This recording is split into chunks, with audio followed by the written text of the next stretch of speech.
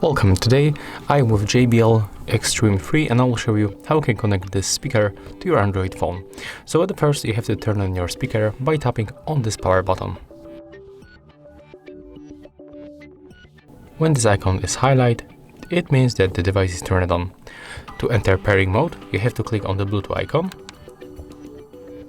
When this icon is blinking, it means that we are in the pairing mode. So right now you have to open the Bluetooth settings on your Android phone. You can make it by using the notification panel. Enable Bluetooth by tapping on this switcher.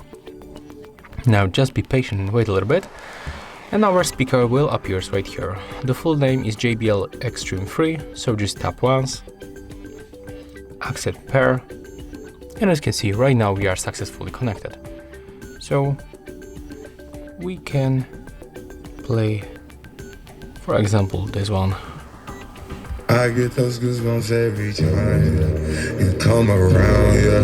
You ease my mind, you make everything feel fine. And as you can hear, the sound comes from our speaker.